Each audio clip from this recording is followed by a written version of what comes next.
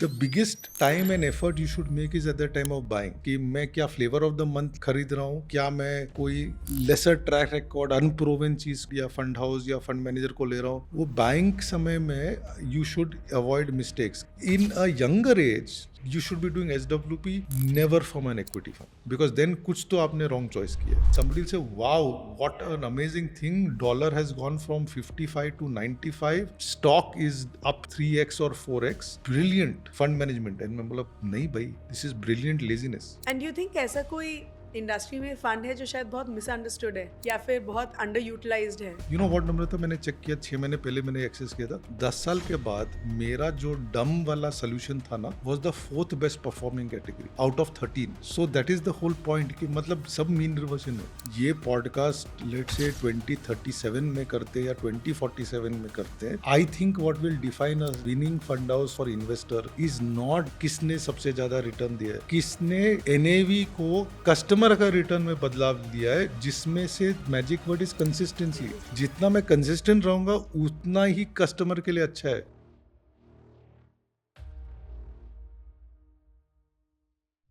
Hello friends, welcome to mutual fund की बात. मेरा नाम नम्रता अरोरा है. म्यूचुअल फंड की बात में हम ग्लोबल और Indian economic condition, commodity, stock market, mutual funds, इन सब चीज़ों के बारे में बात करते हैं. आज हमारे इस एपिसोड में we have mister Anthony Heredia, who is the managing director and CEO of Mahindra Manulife mutual fund. Mister Anthony जो है वो एक चार्टर्ड अकाउंटेंट हैं and he has over 30 years of experience in the investment management industry. उन्होंने बहुत सारे सीनियर रोल्स मैनेज किए हैं, like he was the managing director of Morgan Stanley investment management, CEO and whole time director of Baroda asset management India limited and chief executive officer of BOI AXA Investment Managers Private Limited. He has extensive experience and a very strong understanding of sales, marketing, and investment domains within the business. So Anthony sir, thank you so much for joining us again this week. Guys, Anthony sir को हम पहले भी बहुत बार interview कर चुके हैं and we've had some wonderful response. आज जो है हमारा एक बहुत इंटरेस्टिंग टॉपिक है जिसके बारे में हम एंथनी सर के साथ डिस्कस करेंगे. सो हमें पूरी इंडस्ट्री ये तो बता देती है, सिखा देती है कि हमें कैसे म्यूचुअल फंड्स में इन्वेस्ट करना चाहिए, लेकिन म्यूचुअल फंड से एग्जिट करने के लिए हमारी क्या स्ट्रैटेजी होनी चाहिए उसके बारे में कभी कोई डिस्कस नहीं करता है. And that's exactly what we gonna talk with Anthony sir today. Okay, so thank you so much again sir. And मैं पहले कहना चाहता हूँ ये मेरे लिए बहुत टफ टास्क है in some sense, because every person in the mutual fund on the business side is a sales guy. या तो मेरे लिए सेल मतलब इन्वेस्टर के लिए खरीदना. So this is N inverse conversation which will be quite interesting. या but we also think कि ये भी जानना बहुत ज़रूरी है कि बिल्कुल. हमें कब तक म्यूचुअल फंड्स को होल्ड करके रखना चाहिए. And let me get to the first question, right. हाँ. तो मेरा पहला सवाल आपके लिए यही होगा कि लेट्स से कि मैंने किसी भी म्यूचुअल फंड में 3 साल से इन्वेस्ट किया हुआ है और मुझे बहुत अच्छे रिटर्न्स नहीं मिले हैं. I have not seen great Correct. Returns. तो बिफोर आई डिसाइड कि मुझे बाय करना है या इसमें और सेल करना है, मैं सबसे पहला सवाल अपने आप से क्या पूछना चाहिए? सो आई वुड से दो सवाल पूछना चाहिए. One is that is it possible कि इसी दौरान में मार्केट ने क्या किया है. समटाइम्स व्हाट हैपेंस, अगर आप हिस्ट्री देखोगे मार्केट्स की last 5 years 10 years 15 years, they will be enough number of 2 या 3 साल वाला पीरियड्स जहाँ रिटर्न्स काफ़ी मतलब रेंज बाउंड वर्चुअली ज़ीरो है.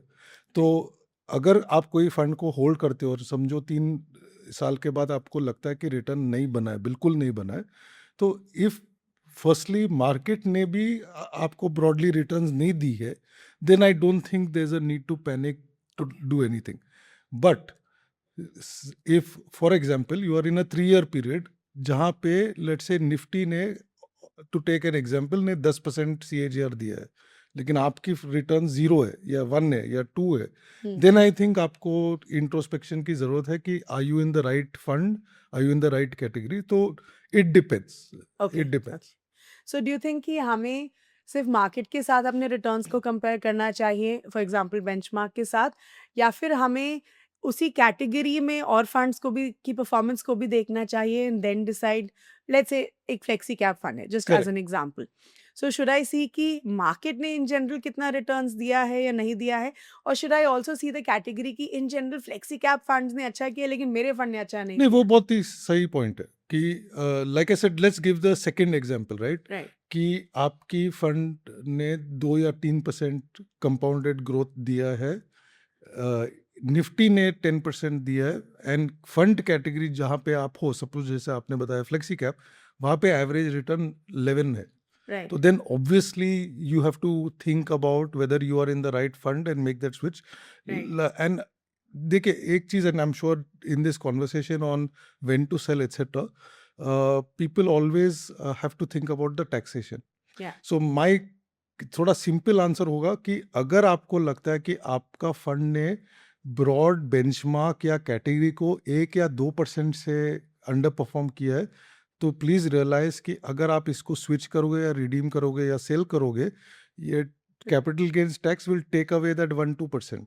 राइट एंड रियलिटी ये है कि कोई फंड हमेशा अंडर परफॉर्म नहीं करती. कई कई हो सकते हैं exceptions, but broadly mean reversion होता है. कभी मार्केट्स में क्वालिटी का ज़माना है, कभी मोमेंटम का ज़माना है. तो आई वुड ब्रॉडली से कि अगर डिफरेंस ज़्यादा है तो फिर आपको कुछ एक्शन लेना होगा. अगर 1-2% की बात है तो फिर don't do anything. Okay, okay. So, like I was telling in the introduction, sir, कि as an industry, I truly believe कि हमने mutual funds को promote करने में काफ़ी, we put in a lot of energy, and I Correct. think which is fair, right? I mean, mutual funds के बारे में लोग उतना जानते भी नहीं थे टिल सम टाइम बैक, तो एटलीस्ट एज एन इंडस्ट्री हमने काफ़ी ये बताया है कि कैसे इन्वेस्ट कर सकते हैं. We spoken about SIPs and so many other aspects about mutual funds, लेकिन एग्जिट स्ट्रैटेजी के बारे में कभी कोई डिस्कस नहीं करता है. So I would request you to give me 3 high level points जो हम ध्यान में रख सकते हैं टू डिसाइड कि मुझे इस फंड से एग्जिट करना है नहीं करना है. Of course one point is what you already discussed, but आप एटलीस्ट मुझे 2 और पॉइंट्स बताइए जिसके बेसिस पे एज एन इन्वेस्टर मैं ये डिसीजन ले पाऊँ कि मुझे इस फंड से एग्जिट करना है नहीं करना है. So the second would be actually थोड़ा सा strange. When everybody is telling you कि बॉस equity में डालना चाहिए, जब आप रिक्शा लोगे तो रिक्शा ड्राइवर भी आपसे बात करेगा मार्केट्स के ऊपर, and those kind of clichés, right that is the time you should also deeply question, because when everybody believes कि equity से और चीज सही हो ही नहीं सकती है, it time tells you that it is always time for you to take a pause. Right and normal human behaviour है कि आप भी वो एक्साइटमेंट में शामिल होने के लिए रेडी हो जाते. The third, and I just थोड़ा सा लंबा जवाब होगा, हमारा इंडस्ट्री का if you look at average age of an investor मेरे हिसाब से 40+ है. राइट अगर आप आगे 5 या 10 साल होंगे, या शायद से काफ़ी ऑडियंस जो इस पॉडकास्ट को देखेंगे या सुनेंगे, they are younger people, agar, and I have 2 young kids, right? So I speak from seeing them. They are more interested in their lives being lived through experience. जी अभी experience के लिए पैसा लगता है, हाँ right? So the तीसरा चीज will be, please use the money you have invested if it has delivered over a time to fulfill that experience. Because तभी आपको जब खुशी होगी, then you will next time you will invest because you will remember that. So I would say that is the third thing. The logic of investing to create wealth is to live experiences ताकि आप खुश हो गए. Yeah. Right? So that would be my clear third strong preference. क्या use करने वाले हैं and then take it out as per. हाँ, बिकॉज मतलब आप सोचिए, हम and may be that's a fault of our industry, हमारा जो टिपिकल प्रेजेंटेशन होती है SIP के प्रेजेंटेशन अगर आप देखो, what are the goals, we discuss retirement, we discuss marriage, we discuss children's education after buying a house. मतलब ये 10, 15, 20 साल वाले गोल्स है. लेकिन अगर मुझे वियतनाम में हॉलीडे करना है 2 साल के बाद, that is also an experience and that also requires money. Right so I would believe that थोड़ा गोल्स पे भी you things people need to be a little more practical. Right and especially younger generation, I don't think, if I'm 25, मतलब मैं retirement के लिए मैं अभी क्यों सोचूं, मैं buying a house, I am not sure कि मेरा करियर कहाँ मुझे लेके जाएगा, so I may not want to buy a house, right? Education का क्या सवाल आता है, मैंने अभी तो मेरा एजुकेशन कंप्लीट हुई है, I don't want to wish going to school again, right? So then there are different experiences. तो as long as you have things that make you happy that require money, please look inside your mutual fund portfolio and take some money out. And I think the biggest benefit of mutual fund is also कि हर category of investors, हर तरीके के goals के लिए भी mutual funds available हैं। Exactly, चाहे आपको short term के लिए हो, लॉन्ग टर्म के लिए हो। हम of course as an industry long term ही प्रमोट करते हैं, specially correct, when you looking at equity funds. Correct, but I think as investors we also should understand कि अगर आपके शॉर्ट टर्म गोल्स है, उसके लिए भी बहुत सारे डेट फंड्स या हाइब्रिड फंड्स अवेलेबल हैं, correct, right? Correct. Okay, wonderful. So, what I've also seen, and I'm sure आप 30 साल से इस इंडस्ट्री में हैं, I've been a part of this industry for more than 15 years. और मुझे लगता है कि हम ना अपने आप को बहुत सारे गलत रीजंस देते हैं to sell our investments, right? तो I have seen multiple examples जहाँ पे हम बहुत सारे इलॉजिकल रीजंस भी हो सकते हैं जिसकी वजह से हम एक म्यूचुअल फंड से एग्जिट करते हैं। So based on your experience you tell us कि आपने ऐसे कौन से रीजंस देखे हैं अमंगस्ट इन्वेस्टर्स जो आपको लगता है कि सही नहीं थे, लेकिन इन्वेस्टर्स ने उन रीजंस की वजह से एग्जिट किया? तो मतलब एक I'll take a slightly different tack. मतलब बोलते हैं ना कि जब चीज होते हैं then you go back and understand ये क्यों हुआ था. It's very difficult to predict. So one Yeah. Common thing I have seen जहाँ पे 90% टाइम फिर लगता है कि this was a wrong decision to sell is when you have sold and then the money has been lying in bank account for 3 to 6 months after that. हाँ, because इसका मतलब ये है कि इसका कोई यूज था नहीं, something else has triggered it. That could be a situation कि मार्केट में अभी डिफेंस की बहुत बात चल रही है, मेरा बोरिंग फ्लेक्सी कैप फंड में मैं क्यों रुकूं, चलो मैं एक डिफेंस फंड खरीद लेता हूँ, मैं इसको सेल करके right, then suddenly something happens, काम में कुछ चीज आ जाती है या वट एवर, या money lies in the bank account.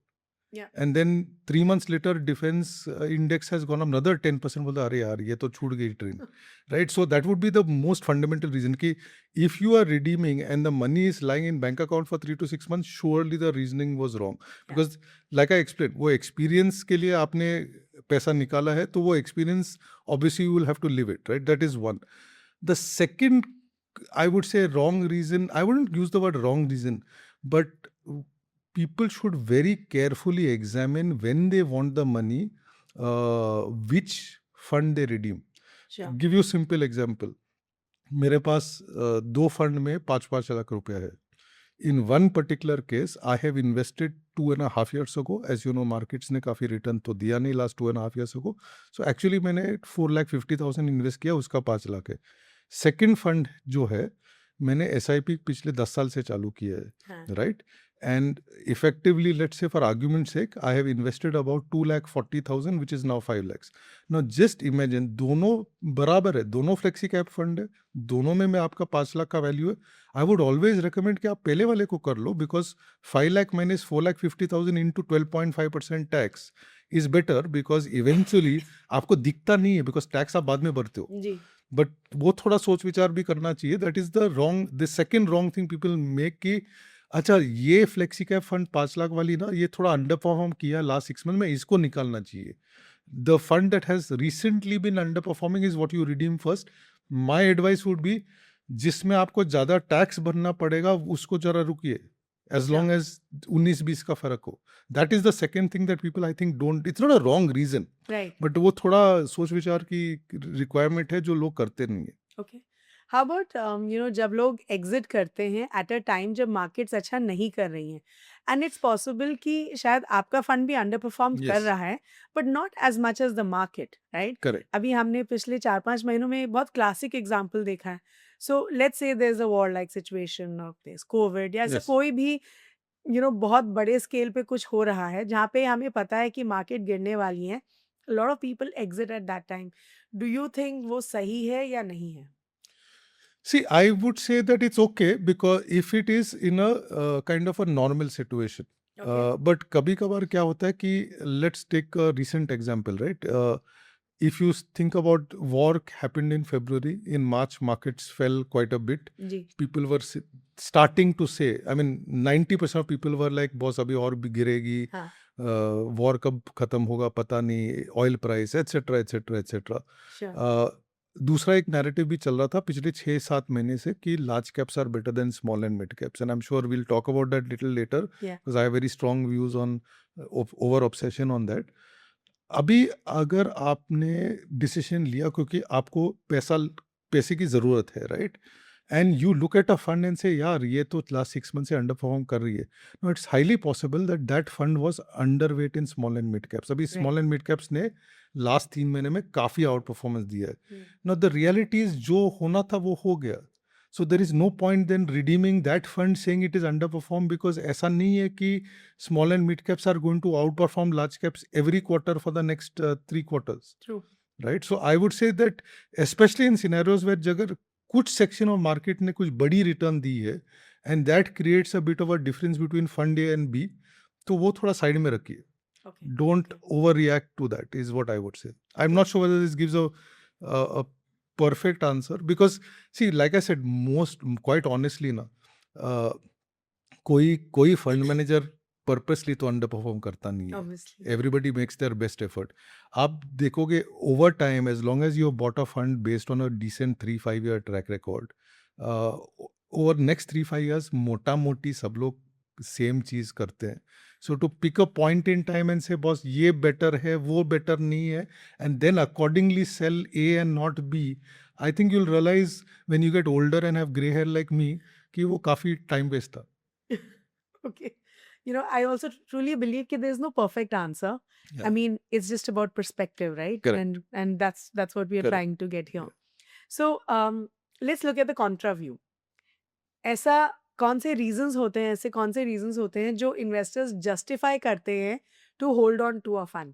तो मैंने अभी आपसे पूछा कि ऐसे कौन से रीजंस होते हैं to sell a fund. Now tell us कि ऐसे कौन से रीजंस होते हैं that investors use to justify holding on to a particular fund? So one first most common reason, and it used to be much, मतलब पहले it was much easier to explain, which is that 10-15 साल पहले IPO NFO का जमाना था. Right. And एकदम तेजी में आपने NFO ले लिया एंड देन सडनली वो 10 रुपए के NAV 8 या 9 पे चली गई, and then you will wait because अरे यार ये 10 के नीचे है, बट इन रियलिटी कोई फर्क नहीं पड़ता. We know that, right?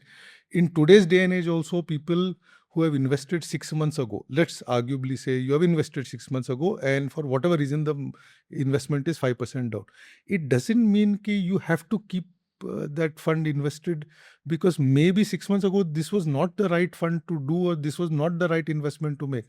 आपकी already portfolio 80% equity थी, जरूरत नहीं था ये 5 लाख डालने के लिए, लेकिन आपने डाल दिया क्योंकि किसी ने कह दिया कि बस मम्मी मार्केट गिरी हुई है तो this is amazing time. So those kind of situations I think you should kind of avoid. Okay. That वो loss harvesting, because देखिए you're only as good as yesterday's NAV. Right. Think of every day's NAV as your purchase price rather than anchoring कि boss मैंने, and this is true of stocks as well, right? कि हम, and as fund managers in a portfolio, the day I start making decisions कि इसको नहीं बेचते क्योंकि मैंने इसको 600 में खरीदा था, अभी 400 का भाव है, बट रियलिटी है कि boss yesterday it was 350 rupees, it has suddenly gone up 15%, वो जो illogical 15% है, तो if I need to raise money for redemption, क्यों नहीं मैं करूँ, because in my NAV 600 नहीं है, 350 है. Sure. But you know, I think अब ये भी बताइए एंथनी सर कि मान लीजिए मैंने एक फंड में लमसम इन्वेस्टमेंट किया है वर्सेस SIP किया है ना. जब हम SIP कर रहे हैं तो रुपी कॉस्ट एवरेजिंग हो रहा है, right? Because you are buying a different market levels. लेकिन जब हम लमसम करते हैं तो हमने एक ही दाम पे खरीदा हुआ है और फिर उसी के हिसाब से हमारा फंड ग्रो होता है या कम होता है. So which approach is better in that sense? So मेरा व्यू इस पे बहुत कंट्रोवर्शियल है, and this is an industry that has benefited enormously. देखिए मेरे हिसाब से ना SIP का मोस्ट इम्पोर्टेंट रोल इज वो I end up investing by default. वो डिसिप्लिन तरीके से हो जाता है. है, बाकी सब टू यूज अ क्लीशे मोह माया है. I'll give you simple example, Namrata. You just introspect. I have introspected, right? There are funds I hold for about 10 years. जी.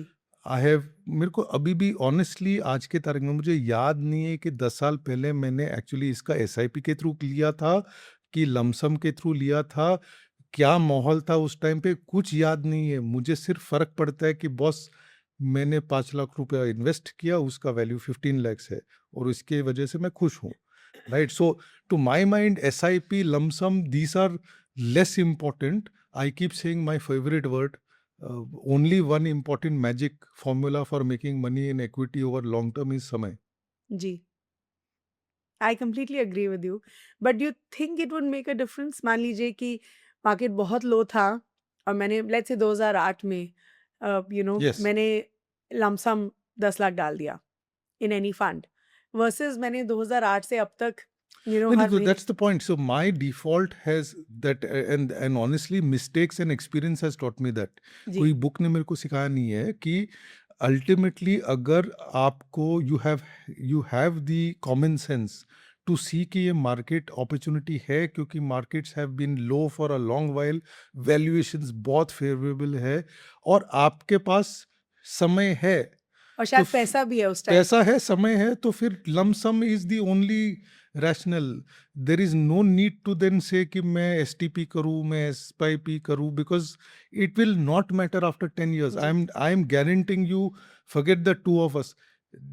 जो भी ऑडियंस इसको ये स्टेटमेंट को सुनेंगे, I will just request them, आप please जो आपने इन्वेस्ट किया था फॉर एग्जाम्पल 5 या 8 साल पहले, can you remember with in 10 seconds कि आपने SIP किया था कि लमसम किसी honestly का. I don't think a lot of us would remember that. And It is they true. should not, Yeah. they should not, because it doesn't matter. Yeah. Okay. So, okay, you also spoke about underperformance, right? So tell me कि कितने साल की अंडरपरफॉर्मेंस के basis पे हमें ये decision लेना चाहिए कि हमें एक फंड से एग्जिट करना है या नहीं करना है? Yeah, there has to be some timeline, right? So I'll give you a very strange, weird timeline, because normally हम सालों में बात करते हैं ना, जी मतलब 2 साल, 3 साल, 5 साल. Yeah. I'll just, if I have to, मतलब हमारा थोड़ा इन्वेस्टमेंट फिलोसफी की लॉजिक के हिसाब से अब मैं थोड़ा जुड़, and Krishna is very, our CIO is very fond of saying this, कि इंडिया एंड मार्केट इतनी डायनेमिक चीज़ है ना, कि हम बोलते हैं 5 साल के लिए हम इन्वेस्ट करते हैं, तो हम जब फंड मैनेजर हम कोई स्टॉक लेते हैं, वो भी 5 साल के व्यू से ही लेते हैं, बिकॉज जी हाउ डू वी, हम प्रीच करते हैं इन्वेस्टर को, आप 5 या 10 साल का टाइम फ्रेम लगाइए, हमको भी लगना चाहिए ना. But he says that boss, very often managements, हम खुद अपनी बिजनेस कहाँ होगा 5 years में, हम खुद जानते नहीं है. So he always puts a time frame कि I keep reviewing 18 months at a time. So for me, 5 years is 3 into 18 months mota moti, okay right? So in 18 months, I just think कि boss जब मैंने लिया था, क्या ये 18 month के दौरान में जो मेरा एक्सपेक्टेशंस था ब्रॉडली वो हो रहा है कि नहीं हो रहा है. अगर वो हो रहा है तो मैं मेंटेन करूंगा, लेकिन अगर वो नहीं हो रहा है तो it is time to introspect and review. So that is why said, मेरा बहुत ही अनकॉमन, अगर मैं सेम लॉजिक अपनाऊं तो I would say, and 18 months is a, मतलब इट डजेंट मैटर नाइट, मतलब जब भी आपको 18 मंथ्स के बाद जब भी समय होगा आप रिव्यू कर लीजिए. So I think anything between 1.5 to 2 years में you should be looking at funds in general. But I am sure आप ये सवाल पूछने वाले हो, तो मैं इसका जवाब एडवांस में दे देता हूँ okay कि इन्वेस्टर को ब्रॉडली पोर्टफोलियो कब रिव्यू करना चाहिए, जी हर दिन, हर हफ्ता या हर महीना. And my answer typically, at least I always believe कि personal practice is always the best example to give, because जो आप खुद करते हो, if you tell something else then it's a lie, right? So I always prefer कि हर 6 महीने में I just take a broad overview कि सब ठीक ठाक है कि नहीं है. श्योर. सो हर 6 महीने में अगर आप at a high level review कर रहे हैं, एंड यू सेड हर 1.5 साल में you should review your portfolio, but again coming back to my question, the decision to exit is very important, right? और अगर मैं सिर्फ अंडर परफॉर्मेंस के बेसिस पे वो डिसीजन ले रही हूँ, तो क्या 1.5 साल would be the right answer, 3 years would be the right answer? No, for underperformance, if you ask me, 3 years is a much better answer than 18 months, for Okay. sure. But Okay. I will also repeat this. I think underperformance is a very poor reason to make Exit. decisions. Ji Uh, it's like, let me put it this way. The biggest time and effort you should make is at the time of buying. हाँ वो buying समय में you should avoid mistakes, कि मैं क्या flavour of the month खरीद रहा हूँ, दैट अवॉइड. क्या मैं कोई लेसर ट्रैक रिकॉर्ड अनप्रूवन चीज़ फंड या फंड हाउस या फंड मैनेजर को ले रहा हूँ, that perhaps will cause an issue. As long as you bought a fund which is diversified, which is from someone who has produced consistently 3-5 year track records, जी I believe even in 3 years an underperformance of 1, 2, 3% is perfectly okay. Okay. वो आपका अगर समझो normal situation जब market चलती है, आपका 12.5% tax में ही वो अंडर परफॉर्मेंस निकल जाएगा. जी. And I know from experience 90% like मतलब उसके बाद ही वो फंड चलेगा. Sure. Okay. So, okay. So then let's talk about buying, right? अगर जब सॉरी, मैं आपको एक really dumb kind of thing, but मैंने एक्सरसाइज किया था अबाउट 6-8 months बैक, जी. And I will just tell you because so because ये बहुत ऑब्सेशन होता है ना कि बस कौन सा फंड अच्छा है, कौन सा फंड अच्छा नहीं है, Yeah. राइट. तो मैंने एक एक्सरसाइज किया, मैंने वैल्यू रिसर्च की वेबसाइट खोली. वन ऑफ द एडवांटेजेस, वो हर फंड कैटेगरी की एवरेज कैटेगरी रिटर्न दे देती है, 3 months, 6 months, 1 year, 5 year, 10 years. Right. तो मैंने सोचा कि बस देखिए अपने को कुछ आता नहीं है. ओके, सो जिस आदमी को कुछ आता नहीं है लेकिन फिर भी प्रेशर है कि आप इन्वेस्ट करें, then what do I do. अभी मार्केट में उस समय let's say 10 years ago 2340 fund थे. जी. तो क्योंकि मुझे कुछ आता नहीं है, मैंने हर फंड में 1000 रुपया डाल दिया. हाँ. जो भी एग्जिस्टिंग थी, कोई भेदभाव नहीं. लार्ज कैप में 2000, स्मॉल कैप में 1000, महिंद्रा में 4000, कोई दूसरा फंड में 2000, कुछ नहीं, मैंने सब में 1000 कर दिया. यू नो व्हाट नंबर था, मैंने चेक किया 6 महीने पहले मैंने एक्सेस किया था. 10 साल के बाद मेरा जो डम वाला सोल्यूशन था ना, was the 4th best performing category out of 13. Okay. So that is the whole point कि मतलब सब मीन रिवर्जन है. So there is no point thinking कि ये अंडर परफॉर्मेंस हो रहा है, मैं इस पर बहुत इंटेलेक्ट डाल दूंगा ताकि मेरा वो जो 2-3% के अंडर परफॉर्मेंस को मैं ऐसे डिसीजन लूंगा कि 5% की रिकवरी आएगी अगले 3 साल में. होता नहीं है रियल लाइफ में, Okay. पिक्चर में भी नहीं होता. No, no, I'm with you on that. But just coming back to my question, जब हम ये select करते हैं कि मुझे you said ज़्यादा effort डालना चाहिए when you're buying a fund, right? Correct. So we look at maybe the investment objective, क्योंकि जो fund का investment objective हो मेरे objective के साथ match करना Correct. चाहिए. I look at the fund manager and multiple other Correct. factors, right?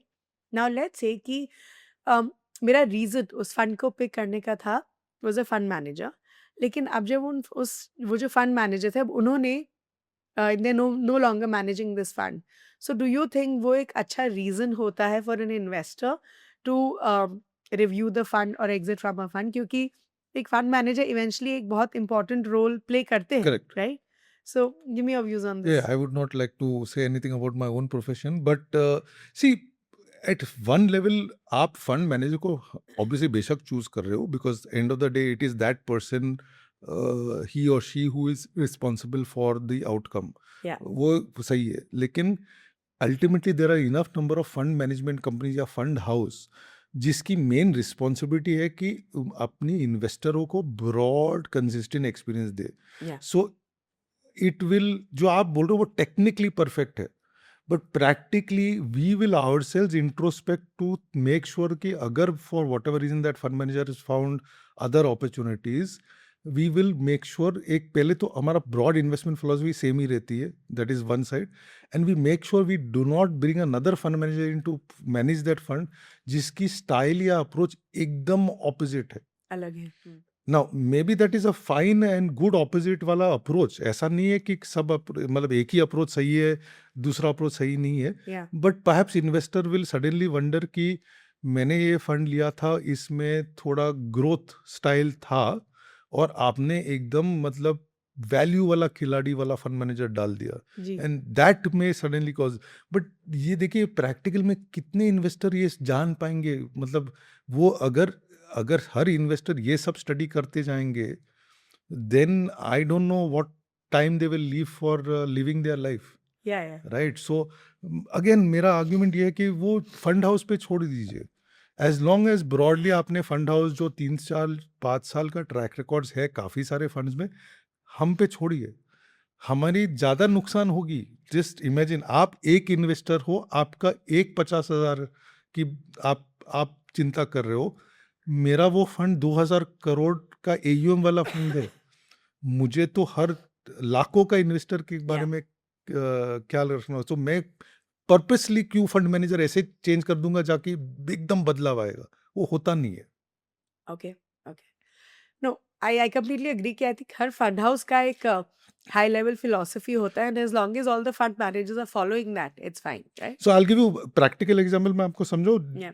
हमारी खुद की फंड हाउस में अभी एक actually that's the best way to give the example, Sure. Actually real life example हुई है where a fund manager has actually changed 15 days ago. Oh, okay. Okay. Yeah. This is a fund manager who has been managing 4 funds for the last 7 years. Wow. तो ये सोचिए 7 years से Fatima has been running this fund, right? Now when we have decided very carefully कि फातिमा का role कौन take over करेगा, one of the debates was one of the funds Fatima ran was large cap. Yeah. And we have one very successful fund manager, Vishal Jaju, who runs our multi-cap and small cap. अभी multi-cap में क्या obvious चीज़ है? multi-cap में तो by discipline large cap होनी चाहिए. होना तो चाहिए. instinct number 1 होता है कि विशाल को बोलते हैं large cap करने. But we said no, because the problem is if Vishal has to do large cap, somewhere उसका bias start होने लगेगा जो multi-cap के लिए ठीक नहीं है. Yeah. Right. So what we did is we made sure कि flexi cap is then moved to the person who manages large and mid cap. It's anyways got 2 of the 3. Right. Aggressive hybrid is managed by the person who does mid cap and a diversified fund. तो वो हम practically करते हैं, and large cap will be managed by somebody who's joining us new, Okay. जिसने पिछले 5 साल में large caps primarily manage किया है. Okay. So even for a fund house, it's not easy जब एक fund no, manager it is leave not, करते हैं. because मेरे हिसाब से हर फंड हाउस की, अगर हम ये पॉडकास्ट लेट्स से 2037 में करते या 2047 में करते हैं, Yeah. I think what will define a winning fund house from a not a winning fund house for investor is not just किसने सबसे ज्यादा रिटर्न दिया है, किसने एनएवी को कस्टमर का रिटर्न में बदलाव दिया है, जिसमें से magic word is consistency. Consistency. Yeah. जितना मैं कंसिस्टेंट रहूंगा उतना ही कस्टमर के लिए अच्छा है. Yeah. जितना मैं टॉप पे रहूंगा तो शायद 10% कस्टमर मेरे से बहुत खुश होंगे, बट 90% कस्टमर या आपका अंडर परफॉर्मेंस वाला रिव्यू करेंगे. Wonderful. I think that was a brilliant answer.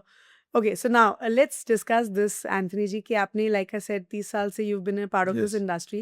आपने बहुत सारी AMCs के साथ काम किया है, Morgan Stanley, HSBC, Aditya Correct. Birla and so on, right? So many. Now of course with Mahindra Manulife. So tell me this कि आपको क्या लगता है कि इतने सालों की जर्नी में आपने कभी ऐसा गलत डिसीजन लिया है in terms of buying or selling at the wrong time? और उससे आपको क्या learnings मिली हैं that you've now been able to carry forward? So the honest answer is that ये गलतियां मैं अभी भी करता हूँ. Okay. Because ultimately I think हर ह्यूमन बीइंग ट्राइज. मैं ये कहूँगा, मैं I am much better today than I am not, but I will give you a real life. मतलब again it's something that in the last 5-7 days I have discovered. Yeah. एक मेरा investment था overseas जी. which I had forgotten about. Okay, and I have now need for some dollar, some Requirement. dollar requirement. I cannot tell you how amazed I am about the quantum of money that is in those funds. It is Hmm. crazy, but it just teaches me that actually जब मैंने कहीं भी buying या selling के बारे में कुछ सोचा नहीं, that ends up being the best decision, which then means that if I go back and think of multiple buys and sells मैंने खुद किया funds में last 30 सालों में, it's difficult to give you one example. मैं हर साल का example दे सकता हूँ, वो reality है. Okay. But I will put it this way, one thing I've realized is that जब भी मैं इन्वेस्ट करता हूँ ना, आई एम वेरी क्लियर कि जो भी हो कम से कम 5 साल में ये फंड को दे दूंगा. That's my personal learning that I have done. If I have to give one example, I remember, and it's an amazing, it's a great example because in the same day I can believe I made one of the worst mistakes of my life and I made the best decision in my life in the same day. Okay. Which happens to be end of March 2020. End of March 2020, I invested a really decent sum of money in a couple of funds and stocks. which I'm sure was a which great has done decision. outstandingly well. Yes, So yes. that's clearly some of my best outcomes have come from that day. This we're talking about the market fall during COVID, right? I'm talking about one day. One day, It yeah. probably is whatever, March 24th या March 25th या जो भी हो, right? That one day, I can tell you I have 5 baggers and 10 baggers from the December. On that day, however, I do remember I had an existing portfolio which was screaming in the face कि भाई ये चल नहीं रहा है. I should have done something about it. I didn't. हाँ, okay. I didn't. And you know, reality, 5 साल के बाद, those are far from being 5 beggars. They're not even 2 beggars. In spite of, you know, so that's the reality. So it's like I'm not even describing here. In the same day, I have made the best decision and the worst decision. And that, I think, see, आप मैं audience के लिए मेरा message होगा, ये life का part है. Don't worry too much about it, because as long as आपने इसको समय दे दिया ना, Yeah. समय इज दी, क्या बोलते हैं कि जैसा हमारा थोड़ा फीवरिश फीलिंग है, क्रोसिन ले लेते हैं, Yeah. हो जाता है. Whether actually is a Crocin that worked कि आपकी mental peace of mind is now convinced Yeah. कि फीवर नहीं है. हाँ. That Crocin in our That crocin is just the placebo effect. हाँ, तो हमारा क्रोसिन इज समय. So, in one of the recent interviews आपने ये भी बोला था कि आपके जो फंड हाउस का सुपर पावर है वो है पेशेंस. एंड आई थिंक हमने इस कॉन्वर्जेशन में भी Yeah. उसके अराउंड काफ़ी डिस्कस किया है. But tell me something, I truly believe कि या तो आप patience for its true worth आप पेशेंट हैं एज एन इन्वेस्टर, और it could also be just outright inaction, right? कि you are just outright lazy about taking decisions. Correct. So do you think, and what's your take on this, कि do you think कि patience का मतलब है कि बस बैठे रहो, कुछ मत करो, अपने आप फंड परफॉर्म करेगा, आपको रिटर्न्स देगा, just be lazy about it, or do you think कि patience की भी एक लिमिट होती है? Short answer is yes. Because जब आप ये इनएक्शन लेजीनेस करते हो ना, तो आपके साथ समय होता है, जी. तो वो सॉल्व कर देता है आपकी inaction. But you made the point about that I raise this word about patience. देखिए, हमारे फंड हाउस में पेशेंस की use is actually more a culture, Okay. And I tell you why.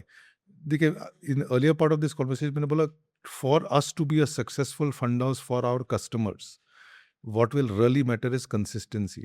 Yeah. So patience for us na in fund management is patience with certain thesis that हमने create किया. Yeah. कि हमें लगता है कि ये opportunity है, इसमें invest करना चाहिए. Never does it happen कि next 3-6 month में ऐसा ही होता है. Half the time ऐसा नहीं होता नहीं है. होता है. That True. is the patience I talk about. कि Yeah. have the patience with your own self. Yeah. मतलब सेल्फ बिलीफ होना चाहिए, वो वाला पेशेंस डिस्प्ले कीजिए. Don't, like for example, I remember we had a view कि हमें लगता है कि स्मॉल एंड मिड कैप की valuation somewhere in 2024, early 24, okay, we were of the view that small mid cap में थोड़ा सा अंडरवेट करना चाहिए, लार्ज कैप पे जाना चाहिए. जी. What turned out for us in the first 6 months was most of our funds in 6 months were at the bottom. Okay. Because small mid caps और भी चला September 24 तक. Yeah. That is when that patience culture वाला thing pays, which is that by होगा. And I can tell you, just took another 6 months for all of the funds which were, let's say, in fourth quartile to be in first quartile ji.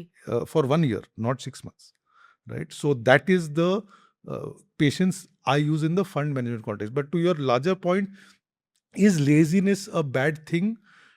Laziness has many contexts ना. मतलब आपके bank account में पैसा पड़ा है last 6 महीने से, वो भी लेजीनेस है ना. हाँ. कि आपने इन्वेस्ट क्यों नहीं किया. मैं थोड़ी बोल रहा हूँ कि आपने इक्विटी फंड लेना है, आपने इसको लिक्विड या एक इक्विटी सेविंग्स क्यों नहीं किया. Right. But I would just say beauty is in anything other than equity, inaction is a bad thing. You need to be careful about what you do. But equity में because समय is there आपके साथ, आपकी जो inaction negative, and you will, I'm sure Namrata, आप, so like I am telling you, last 4-5 days as I've been looking at this dollar kind of amount to raise, वो hardcore inaction वाला चीज है. Yeah. Yeah. Hardcore laziness, inaction. मतलब वो कौन, मतलब वो किधर है, कौन सा account. I have yesterday been on a 45-minute call just to create online access to it. It's an investment, Namrata, I have made in the year 2008 to 2012. Okay. And somebody will say, wow, what Yeah. an amazing thing, dollar has gone from 55 to 95, Exactly. that stock is up 3x or 4x, brilliant fund management. And मैं बोला नहीं भाई, this is brilliant laziness. So it's fair to be lazy is what you're saying, It's fair to be lazy as long as आप because confident हैं कि आपने because सही I always decision say, लिया. see, you buy right. If Yeah. you are able to buy right, then all the mistakes you make after that, मैं lazy, मैं आलसी हूँ, मेरे लिए टाइम नहीं है ये सब एनालिसिस के लिए, वो सब time takes care of that is the experience I have learnt. Yeah. I mean, so many investments, even today, when I switch or I, I when I'm saying like, मतलब मैं आर्बिट्राज फंड को मैं switch कर रहा हूँ, मैं सोच रहा हूँ मस्त ये 3 साल से पड़ा है. Yeah. So that is inaction that I would say is doesn't help. Doesn't help. Yeah. But एक equity fund जो मैंने 8 साल पहले लिया था, शायद वो 2-3% से अंडर परफॉर्म किया है, बट मे बी अगर मैं IQ लगाता 3 साल पहले, मैं इसको रिडीम करता, फिर वो बैंक अकाउंट में जाता, फिर कुछ इवेंट होता, फिर मैं सोचता कि भाई नहीं मैं तो फंड मैनेजर हूँ, मुझे पता है कि नेक्स्ट 1-2 मंथ्स मार्केट शायद गिर सकती है, तो मैं थोड़ा रुकता हूँ. वो रुकते रुकते 1 साल लग जाएगा. एंड मेरे लाइफ में ऐसे बहुत सारे टाइम हुए. Okay. So, when we talk about selling as well and being lazy, and which I Yes. completely agree with, to be honest, क्योंकि equity funds में मुझे भी लगता है कि आप जितना ज़्यादा lazy होगे उतना ज़्यादा शायद आप Correct. पैसा बनाओगे. But there are a lot of people जो शायद exit करते हैं एक fund से for rebalancing the portfolio, Which is right? fine. So do you think that is okay? That should be done because Okay. markets don't work in cycle in a consistent. मतलब अगर हम बोलते हैं customer को कि या investor को, I am very fond of referring to them. I know you people wonder why keep saying customer customer, and I keep saying कि बॉस इंडिगो या एयर इंडिया आपको थोड़ी पैसेंजर बुलाते हैं ना, they say passenger but Yeah. they say customers can Customer. please board, right? And for me, for a customer over a 3 and 5 year period, it's important to keep evaluating, keep taking a view, and like I said, as long as you buy right. I mean, I know I'm going around the bush, but आपने सही product लिया है. Now suppose for you think about, आपने 2022 में invest किया, and I distinctly remember because हमने small cap fund तब launch किया था December Right. 22. किसी ने खरीदा नहीं बिकॉज 2 years से स्मॉल कैप चली नहीं थी. चल ही नहीं रहा था. It Yeah. turned out to be the most outstanding time. God is kind. हमारा कुछ ऐसा intuition तो था ही नहीं. Now, from 22 to 24, let's assume there is somebody who has fulfilled his entire or her entire equity allocation through my small cap. Right. And that person is saying, मेरे goals या experience के हिसाब से I should be 75% invested in equity, 25% in debt. Now, Right. reality is that small caps, if you had invested as that 75% of your portfolio, by 2024 September, highly likely it was 95%. Ji. So then obviously आपको reallocate करना चाहिए था ना. Okay. So rebalancing is fine as long as you understand कि आपका वो जो asset allocation है वो आपके लिए काम कर रहा है, which is very I important. also believe because see, हम म्यूचुअल फंड वाले ना, हमारा दुनिया सब म्यूचुअल फंड होते हैं. But for example, one of the things I can tell you personally I get very concerned with is the cost of health, Yeah. right? So, and not easy for any of us to have the health insurance to have. So Yeah. and these are meaningful numbers, right? I mean, आज जो मैं hospital में OPD का charge देता हूँ, people used to give for a 5-day stay in the hospital with a decent surgery 4 years back, right? Right. So so if you run an asset allocation which is blinded कि नहीं equity सही है, वो Anthony ने बोला था कि समय, मेरे पास तो समय है तो क्या फर्क पड़ता है, बट वो समय में कुछ भी होता है. Yeah. So you always, I believe, asset allocation, rebalancing जरूरी है. Okay. So now, Anthony sir, हमने beginning में goal based investing के बारे में आप मुझे discuss किया था. सर क्यों बोला था? ठीक Anthony जी. ठीक जी हाँ, ठीक है. Anyways, No, you're a veteran, right? So yes, that is unfortunately true. so tell me this, sir, कि let's say कि मैं retirement के लिए invest कर रही हूँ and I'm nearing my retirement. Yes. उस टाइम के लिए, not just retirement, let's link it to any financial goal, let's Yeah, say कि मैं अपने बच्चों की पढ़ाई के लिए इन्वेस्ट कर रही हूँ correct. And I M nearing that goal, तो उस टाइम में मेरा एग्जिट स्ट्रैटेजी क्या होना चाहिए, अज्यूमिंग कि अगर मैंने उस साल तक वो पैसा इक्विटी में रखा एंड लेट्स से जिस साल मुझे गोल अचीव करना था and some big event happens और मेरा रिटर्न कम हो जाता है, so what should be the right exit strategy for investor? So there are two, which is one is the one that our industry investors को काफी सिखाने के प्रयास कर रहा है, which is SWP, ji, because it's a reasonably tax efficient method. yeah. I have a second And I would favorite. request you to talk about Sure. SWP as So well. Yeah. SWP is simply because people have used to, in an FD, getting a monthly or a quarterly interest. They're used Yeah. to dividends. So SWP is in a fund context a more tax efficient way कि आपको अगर कोई regular income है for supporting retirement and all of that, that is what it is there for. And I जी. Would believe कि अगर हमारी industry की तीन जो प्रोडक्ट एड ऑन्स है, SIP, STP, SWP, Yeah. I would believe SWP is almost on par with SIP in terms of ability for customers to generate income should they need it. Right. But I have a second cheat. I actually believe that maybe, and this is थोड़ा contradictory to my thing कि boss कुछ कीजिए मत, under performance को रहने दीजिए. This is not under performance, but I believe investors अपनी industry की हाइब्रिड फंड्स अप्रिशिएट नहीं करते. हाँ, हम खुद I इंडस्ट्री agree. वाले अप्रिशिएट नहीं करते. I agree. So my simple angle will be just simple, जो आपने एग्जाम्पल दिया था, I am 52, I will retire in 8 years. Let's assume today all of my exposure is in equity funds, Hmm. right? Now if I am rather than just thinking 60 के time पे मैं क्या करूँ, फिर मैं SWP करूँ, why am I not moving 20-30% of it into an equity savings fund? Right. जिसमें an average 15-20% equity होगा, तो that kind of income profile starts to getting created. जी. देन वहां से मैं लमसम भी रिडीम करता हूँ, because that will be even more tax efficient then SWP, Hmm. Because वहां भी कैपिटल गेन बनेगा. I don't think people take, मतलब लोग अपनी इंडस्ट्री भी थोड़ा वन डायमेंशनल सा हो गया, हाँ, राइट? इट्स लाइक हम mutual fund equal equity. correct. In fact 20-25 साल पहले तो यही था, अभी हम्म. थोड़ा अप्रिशिएट होने लगा है. हम्म. आई थिंक लोगों को पता है अपने इंडस्ट्री में फिक्स्ड इनकम एक चीज होती है, लिक्विड फंड कुछ चीज होती है, आर्बिट्राज फंड चीज होती है. आर्बिट्राज वो भी अभी लेटेस्ट है, I think. लेटेस्ट थोड़ा हो गया है, Yeah. राइट? बट हाइब्रिड में क्या पॉसिबिलिटीज है? Multi asset outstanding product, Yeah. right? Equity savings, outstanding product. Balanced advantage, outstanding product. That can also be a path, right? Because suppose today my son is going to start undergrad, which is unfortunately going to cost a lot of money in 2 years. जी.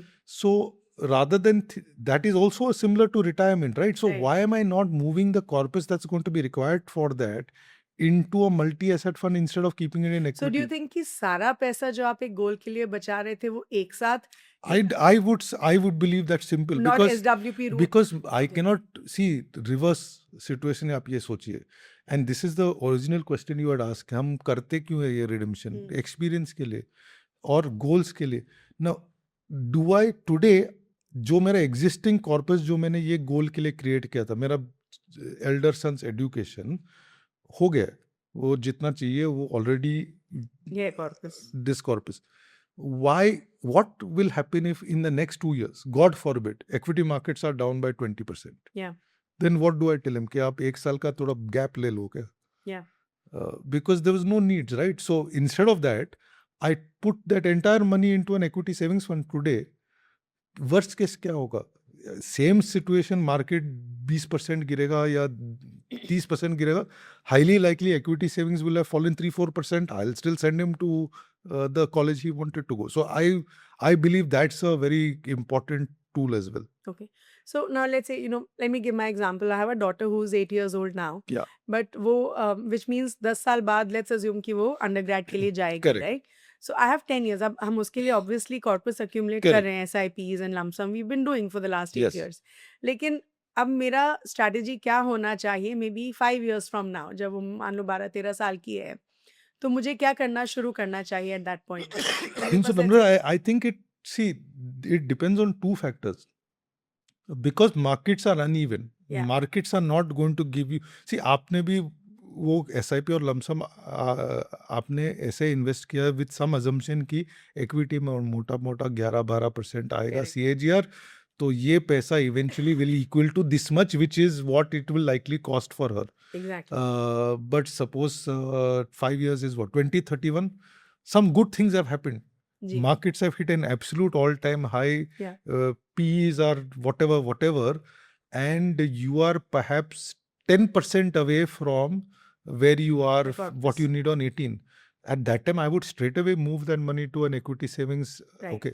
दूसरा scenario नहीं, आप markets have not done that in those 5 years. थोड़ा range bound 7-8% CAGR ही हुआ है. So you're going to be थोड़ा nervous, but Yeah. आपको last 5 years में important, then you will keep it in equity till the last moment, Yeah. so that it reaches the goal. But ultimately, what is most important? The goal, right? Yeah. True. It's but you know हमने जब शुरुआत करी थी उसकी investment की तो अभी भी it's all in mid and small caps. which is fine. Because ये तो बहुत लंबा समय है And, mid and small and caps that is why the point I make to people is that आपको ये सब संभालने के लिए IQ नहीं चाहिए कि whether mid was good, small was good. It is EQ. कि बस 18 साल में you want to proudly see her off at the airport, या going to the college of her choice choice, and feeling very proud as a parent, right? Yeah. उसके लिए आप कर रहे हो, right. right? That's why I tell people it is about emotional stuff. It is not. Okay okay. So you know जब हम SW की भी बात करते हैं एसडब्ल्यूपी की तो we generally link it to retirement and we say कि Yes, पोस्ट रिटायरमेंट आपका जो इनकम आना है वो एसडब्ल्यूपी के थ्रू आ सकता है. correct. लेकिन are there any other benefits of SWP which means क्या हम at a younger age as well SWP करके उसका क्या कुछ बेनिफिट उठा सकते हैं? Not really. Okay. Not really. I mean, it would be only if we have a fundamental belief कि ओके. in anybody's life, चाहे आप 30 साल के हो, 25 साल के हो या आप 40 साल के हो, there is always going to be a need for some stability and some income. Right. उसके लिए SWP will always be a very useful thing. But एक अलग सा, I'll tell you फर्क. Typically for retirement ना आप equity करोगे, जी. you know, proper equity, right? And because ultimately long term उसमें ही return ज़्यादा आता है and you Right. have time on your hands to give it that long term, which is retirement. In a younger age, I would say you should be doing SWP never from an equity fund. Because then कुछ तो आपने wrong choice किया है. या. Because आपने किया है income के लिए फिर product equity नहीं है, एक equity savings fund है या balanced advantage fund है. वो होगा. इनफैक्ट worst case अगर argument को push करे तो aggressive hybrid हो सकता है, जी. right? And also let's not discuss things in lakhs and crores, right? There is actually for a lot of people, thanks to our government, मतलब up to 24 lakh today, you don't pay the kind of tax. See, हम हमेशा growth plan 12.5% capital gain सोचते हैं, या. not realizing 80% of India still pays 10 and 20% tax, right? Right. तो उसमें तो many of the balance funds have monthly dividend options. या. उसमें dividend भी काम आती है, SWP की जरूरत ही भी नहीं है. Wonderful. So now just we are nearing the fag Yes. end of this conversation, and सबसे पहले आप you know when towards the end I always ask my you know my speaker to tell us कि उनका खुद का personal investing journey कैसा रहा है, and I think आपने हमें you've given us a glimpse Yes. of your investing journey in the last few Correct. years. लेकिन मैं चाहूंगी कि आप शुरुआत से बताइए कि जब आपने म्यूचुअल फंड्स में इन्वेस्ट करना शुरू किया तो what was it like, and आपने कौन से फंड्स में इन्वेस्ट किया with the years, and you know what is your portfolio like?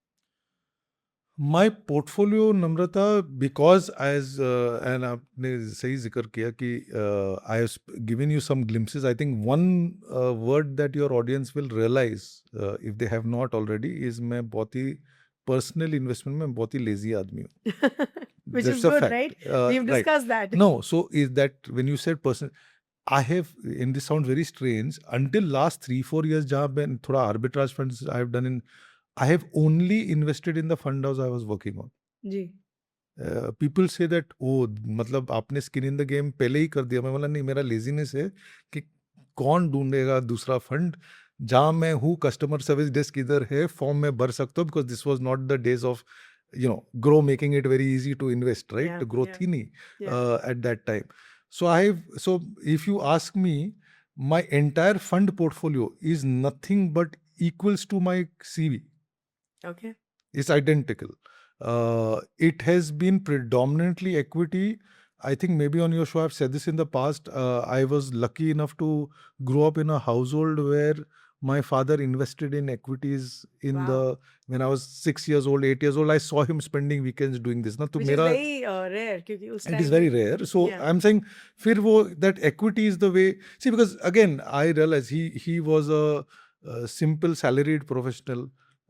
So it was clear that wealth creation isn't going to come from salary. And Yeah. you remember back in those days, buying house, etc. So then you realize you'd get taught very early on in your family Yeah. that wealth creation के लिए equity करना चाहिए. So my investment has been predominantly Categories, can you equity. at least tell us? I am very clear. I fortunately continue to practice what I preach. मैं सिर्फ flexi cap, multi cap करता हूँ अच्छा. and a reasonably healthy dose of small cap. That's it. Nothing else. Everything else is waste of energy. In my view, sectoral fund, thematic fund. It's not. At least मेरा personal style has been these two. The thing that is slightly different and may be of interest and maybe it'll be useful to have a separate conversation on this. मैं जो 3-4 बार मैंने जिक्र किया था मेरा last 3-4 days का जी. Dollar वाला. Yeah. I had the good fortune of being in a position to be able to invest overseas 10 years ago, right? By default, Sure. right? I think international investing also has a role. So if I have to say, I have about more than 15% of my wealth invested overseas. Wow. Okay. Right? Most of it because of laziness. matlab, that's why it's become 15. Sure. I did not invest 15. I probably invested 2, it became 15, right? I mean, but I think going forward, मेरा investing journey होगा कि I'll invest in Mahindra और Manulife. आपने overseas, I'm guessing for your kids' education, you would have probably invested. No, I just genuinely believe, see, diversification is not achieved by buying a sectoral fund, by buying Alana fund. I think basically my formula is very simple. One flexi cap fund, one multi cap fund, one multi asset fund, one small cap fund. And you're done. I'm done. And I'm done. And I actually, मतलब अगर contradict करूंगा मैं क्योंकि इसमें थोड़ा intellect stimulation भी होता है but international is if it's not about how much I am investing मतलब मजा आता है. I'll give you an example and maybe your readers can today AI makes it a lot simpler, right? Yeah. But just look at the fabulous transformation of Greece in the last 6-7 years. It's astonishing ji. how that country has transformed, how markets have transformed, and you start thinking about it and saying, boss, let me see if there are other opportunities. Because AI, people have discussed, for example, and I know this conversation was not supposed to be a market wali conversation, but clearly in last 2 years, India markets have suffered from not being the AI trade, right? We are Right. almost the anti-AI trade. So why not, assuming I am not able to say कि AI bubble है, burst होने वाला है अगले 6 महीने, शायद वो bubble है और burst होगी. लेकिन अगर वो by chance burst होगी 2031 में मैं तो what do I do? Yeah. So perhaps I need to look at buying some of the opportunities in markets. So why do I not buy a Taiwanese index fund if Yeah. it is possible? Yeah. And so on and so forth, right? I mean, so I think international investing, obviously, feeder fund abhi quota, has been fulfilled. But I read somewhere interestingly, I think Grow is going to through Gift City set up platform, and I would urge people, मतलब जो आप जानते नहीं हो उसमें कूद के मतलब 20% मत डालिए पोर्टफोलियो की, बट ऑल्सो आप इन्वेस्ट नहीं करोगे तो सीखोगे नहीं. Yeah. और आप सीखोगे नहीं तो आप मिस्टेक बार बार करोगे. Okay. And you think ऐसा कोई इंडस्ट्री में फंड है जो शायद बहुत मिसअंडरस्टूड है या फिर बहुत अंडर यूटिलाइज्ड है? बिकॉज आपने तो सिर्फ 4 फंड्स बोले which are your favourite, but then do you think कि ऐसा भी कोई फंड है जो शायद completely misunderstood? I still believe not misunderstood but underappreciated is still multi-asset. Multi-asset, yeah. See, for every investor listening Don't to you this think अभी conversation, थोड़ा वो अच्छा किया है because of gold appreciation? but that is the whole logic, no? Yeah. True. That is the whole logic, that ultimately multiple asset classes will not all operate together. वो illogical है. So for that, it is important to have a mix. Yeah. And I also stress, and I'm very proud of our own personal, this is not supposed to be a plug on our multi-asset fund, but we had deliberately kept provision ki we can really move कि अगर fixed income अच्छा लगता है तो equity can go as low as 35%. Yeah. Fixed income can go to 40. Gold, silver can go to 30. Commodities can go to 30. International can go to 30. इसका मतलब it will, according to me, 10 साल में it will underperform an equity fund. Yeah. But in these 2-year periods where everybody is looking at their equity portfolio और saying कि यार ये underperformance review, multi-asset में कोई review नहीं कर रहा है. Yeah. So yes, gold silver has been out. I see difference क्या है नम्रता, multi-asset की returns थोड़ा should not go by. Yeah. Last 2 years का return even as of yesterday looks great.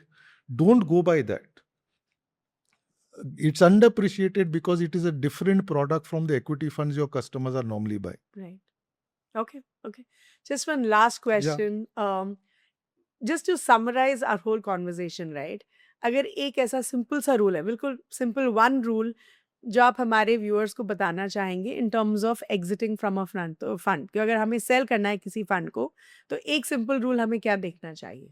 I think be careful about the tax you're going to pay because you can make that calculation. Right. Be clear that that underperformance has happened now for a period of time that is reasonable, which is at least 3 years. Right. And make sure that that underperformance is significant enough for it to warrant that change, right? मतलब 2-3% के लिए कीजिए मत, 5-10% है तो करो. That is one simple answer. Second simple answer, आपने अगर कोई एक्सपीरियंस या गोल के लिए इन्वेस्ट किया हो, पैसा बना है, गोल या एक्सपीरियंस का खर्चा आना है, तो फिर कुछ सोचिए मत, रिडीम कीजिए. Sure. Thank you so much. I think it Welcome, was wonderful. Namrata. I do hope कि हमने इतने सारे पॉडकास्ट किए हैं around by how to buy. I think after this हमारे व्यूअर्स को इतना तो शायद अच्छे से समझ में आ गया होगा कि how to and when to sell. हाँ, because you could title na, why are you buying? Yeah. Eventually to sell, na? Yeah. Or eventually to enjoy life. Eventually to enjoy that money. Yeah. Yeah. Thank you so much. Thank you. Thank you so much. Always a pleasure. Wow, that was such a wonderful conversation with Mr. Anthony. I'm sure आप सबको बहुत कुछ सीखने के लिए मिला होगा. We spoke about buy and sell strategy. So let's quickly understand कि उन्होंने जो भी points discuss किए वो मैं आपके लिए summarize करने वाली हूँ. तो सबसे पहले हमने मिस्टर एंथनी से ये पूछा कि अगर आपके पास एक फ़ंड है जो 3 साल से परफॉर्म नहीं कर रहा है तो उसके साथ हमें क्या करना चाहिए? शुड वी सेल दैट और should we hold on to it? Now mister Anthony says कि अगर आपका कोई ऐसा फ़ंड है जिसने 3 साल तक परफॉर्मेंस नहीं दी है तो ऑफकोर्स आपको उस फंड को इवेल्यूएट करना चाहिए. That's step 1. He says कि you should look at the fund's performance against the benchmark and against the category. अब ऐसा हो सकता है कि शायद मार्केट ने भी उतना अच्छा नहीं किया इन द लास्ट 2-3 years और बेंचमार्क ने भी कुछ ज़्यादा रिटर्न्स नहीं दिए हैं. If that is the case तो आपको उतना टेंशन नहीं लेना चाहिए about taking any action around the fund, right. But he says कि अगर सिर्फ फंड ने ही अच्छा परफॉर्म नहीं किया है बट बेंचमार्क ने अच्छा किया है, कैटेगरी ने बहुत अच्छा किया है, तो आपको अपने फ़ंड को ज़रूर इवैल्यूएट करना चाहिए. ही ऑल्सो सेज़ कि जब भी आप किसी फ़ंड से एग्ज़िट करने के बारे में सोचते हैं उसके ऊपर जो टैक्स इम्प्लीकेशन आएगा उसको भी ज़रूर कंसिडर करना चाहिए, बिकॉज जो थोड़े बहुत रिटर्न्स आपने बनाए वो शायद टैक्स में ही ना निकल जाएँ. फिर हमने मिस्टर एंथनी से पूछा कि ऐसे कॉमन गलत रीजंस क्या होते हैं जिसकी वजह से लोग अपने इक्विटी फंड से एग्ज़िट करते हैं. ना मिस्टर एंथनी सेज़ कि जब हम ये देखते हैं कि बहुत सारे इन्वेस्टर्स क्या करते हैं कि वो अपने इक्विटी फंड से पैसा निकाल लेते हैं और उस पैसे को जो अपने बैंक अकाउंट में रख देते हैं for 3 to 6 months. Now that is a very wrong thing to do, क्योंकि he give an example of the defence fund कि बहुत सारे लोगों ने फॉर एग्जांपल आपने जो है अपने डिफेंस फंड से पैसा निकाल लिया और आपने उसको अपने बैंक अकाउंट में रखा, लेकिन अब वो डिफेंस फंड जो उसके बाद 10% बढ़ गया. सो ही सेज़ कि अपने पैसे को कभी भी स्टैगनेंट नहीं रखना चाहिए. एट द सेम टाइम सही फ़ंड में से पैसा निकालना भी बहुत ज़रूरी है, क्योंकि अगर आपके पास मल्टीपल म्यूचुअल फंड्स हैं तो selecting the right fund for selling is also very important. And tax angle भी ऑफ कोर्स देखना ही चाहिए. एंड ही सेज़ कि ये ज़रूरी नहीं है कि अगर किसी फ़ंड ने बहुत ज़्यादा अच्छा परफॉर्म किया तो उसी से पैसा निकालना है. फिर हमने मिस्टर एंथनी से ये पूछा कि हमें लमसम इन्वेस्ट करना चाहिए या SIP के थ्रू इन्वेस्ट करना चाहिए, which approach is better. Now, Mr. Anthony says कि देखा जाए तो SIPs का रोल क्या है? ये सब इन्वेस्ट करने का तरीका है, लेकिन SIP जो है बस आपको एक डिसिप्लिन तरीके से इन्वेस्ट करने का मौका देता है, जिसमें आपको कुछ एफर्ट लेने की ज़रूरत नहीं है. So it just makes your life convenient. But he says कि वैसे देखा जाए तो SIP या लमसम इन ये दोनों इंपॉर्टेंट नहीं है. What is most important is कि आप एक इन्वेस्टमेंट में या एक फंड में कितने लंबे समय तक जुड़े हुए हैं. That becomes the most important point. So he says कि अगर लेट्स से मार्केट्स काफ़ी समय तक नीचे रहा है, तब यू हैव टू सी कि can you give long term to your investments जो आप अभी कर रहे हैं, plus at the same time क्या आपके पास अभी पैसा है इन्वेस्ट करने के लिए. अगर ये दोनों चीज़ें हैं तब आप लमसम इन्वेस्टमेंट कर सकते हैं. फिर हमने मिस्टर एंथनी से ये डिस्कस किया कि कितने साल की अंडर परफॉर्मेंस को हमें कंसिडर करना चाहिए for us to decide when to exit from a fund. तो ही सेज़ कि आइडियली हर 18 महीनों में हमें अपने फ़ंड को इवैल्यूएट करना चाहिए कि वो कैसा कर रहा है. अगर आपको लगता है कि फ़ंड की जो परफॉर्मेंस है that is in line with your expectation, तब आपको कोई ज़्यादा कुछ चेंज करने की ज़रूरत नहीं है. लेकिन अगर आपका फ़ंड कंटिन्यूसली 3 साल से अंडर परफॉर्म कर रहा है, तब आप उस फंड से एग्जिट करके you can invest somewhere else. He also says कि ऐसे फंड्स में इन्वेस्ट मत करिए जो अभी फ्लेवर ऑफ द सीज़न है. You should look at funds जो डाइवर्सिफाइड है, दैट इज़ वेरी इंपॉर्टेंट, और जिन्होंने कंसिस्टेंट रिटर्न्स दिए हैं over the last 3 to 5 years. तो ये 2 एस्पेक्ट्स आपको ज़रूर देखने चाहिए. फिर हमने मिस्टर एंथनी से उनके पर्सनल एनेक्डोट्स में से पूछा कि उन्होंने कौन सी ऐसी गलतियाँ करी हैं, या फिर ऑन द बाय साइड और ऑन द सेल साइड, मतलब खरीदने में बेचने में क्या उनकी कुछ गलतियाँ हुई हैं एज एन इन्वेस्टर. तो ही सेज़ एक तो he is a very lazy investor. He says कि ऐसे उनका एक इन्वेस्टमेंट था जिसके बारे में वो एक्चुअली कम्प्लीटली भूल गए थे, which was in dollar terms. और अभी जब उनको कुछ डॉलर्स की ज़रूरत थी, ही रियलाइज़ कि वो पैसा काफ़ी अच्छे से ग्रो हो गया है. Now the reason why he could make so much money is क्योंकि उन्होंने उस इन्वेस्टमेंट के बारे में उतना ध्यान नहीं दिया, और वो over a period of time काफ़ी ग्रो हुआ. नाउ ही सेज़ कि एक जो उन्होंने बहुत अच्छा डिसीजन लिया, जो उनके लिए बहुत अच्छे से काम किया, दैट वाज जब उन्होंने लार्ज अमाउंट ऑफ मनी मार्च 2020 के एंड में डाला था, which was just around the Covid lockdown time, जब मार्केट्स गिरने वाली थी या गिर रही थी, और उस इन्वेस्टमेंट से उनको बहुत ज़्यादा अच्छे रिटर्न्स मिले. नाउ ही सेज़ कि जो एक उन्होंने गलती की वो भी उसी टाइम पीरियड में थी. उनके ऐसे कुछ फंड्स थे जो शायद उनको उस टाइम पे एग्जिट करने चाहिए थे, but he didn't do it. So he says कि उस एक टाइम फ्रेम में, उस एक दिन में ही रादर सेड कि उन्होंने एक बहुत अच्छा डिसीजन भी लिया और एक बहुत बुरा डिसीजन भी लिया. फिर हमने मिस्टर एंथनी से ये डिस्कस किया कि काफ़ी लोग अपने इक्विटी फंड से एग्जिट करते हैं just because they want to exit from a fund, या फिर वो एग्जिट करते हैं फॉर पोर्टफोलियो रीबैलेंसिंग. तो we spoke about portfolio rebalancing, and he says कि हर इन्वेस्टर को अपने पोर्टफोलियो को रीबैलेंस करना चाहिए, एंड इट इज़ इम्पॉर्टेंट, क्योंकि आपकी जो असेट एलोकेशन जो आपने डिसाइड करी है अपने पोर्टफोलियो के लिए, which is based on so many aspects, right. आप अपनी रिस्क प्रोफाइल के हिसाब से, अपने फाइनेंशियल गोल्स के हिसाब से अपने असेट एलोकेशन को डिसाइड करते हैं. और अगर आपका असेट एलोकेशन काफ़ी चेंज हुआ है, तो आपको अपने पोर्टफोलियो को श्योरली रीबैलेंस करना चाहिए to bring it back to the original asset allocation.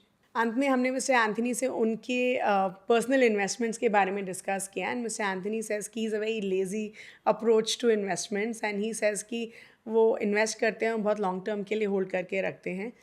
He says कि जो उनके फेवरेट कैटेगरीज़ हैं would be flexi cap funds, multi cap funds, small cap funds. He also says कि ये ऐसे फंड्स हैं जो उन्होंने लॉन्ग टर्म के लिए होल्ड करके रखे हुए हैं. He also has a skin in the game approach, जिसमें वो ऐसे ही फंड्स में इन्वेस्ट करते हैं जो वो खुद मैनेज करते हैं या उनके फंड हाउस के हैं. अंत में हमने मिस्टर एंथनी से सिर्फ एक सिंपल रूल पूछा that investors should look at अगर उनको अपने फ़ंड से एग्जिट करना है. सो मिस्टर एंथनी सेज़ कि सबसे पहले अगर आपके फ़ंड ने 3 साल से ज़्यादा अंडर परफॉर्मेंस दिया है, तो आप उस फंड से एग्जिट कर सकते हैं. ही ऑल्सो सेज़ कि टैक्स इम्प्लीकेशन को ज़रूर कंसिडर करिए, एंड ही सेज़ कि अगर आपने एक फाइनेंशियल गोल की तरफ एक इन्वेस्टमेंट किया है और अब वो गोल अचीव होने वाला है, या आपके फ़ंड ने इतनी परफॉर्मेंस दे दी है जो आपने एक्सपेक्ट करी थी, तो आप उस फंड से एग्जिट करके you can move into safer categories before you achieve your financial goal. So that was about it in this particular episode, guys. Thank you so much for watching. I do hope all of you learned how to really exit from your funds and sell your investments. So thank you so much for watching. Please do like this video, share it with everyone, And please do subscribe to the Grow Mutual Fund channel, which is called Mutual Funds with Grow. Thank you so much.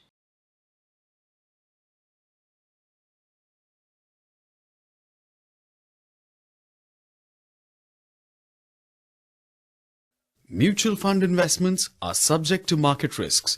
Read all scheme-related documents carefully.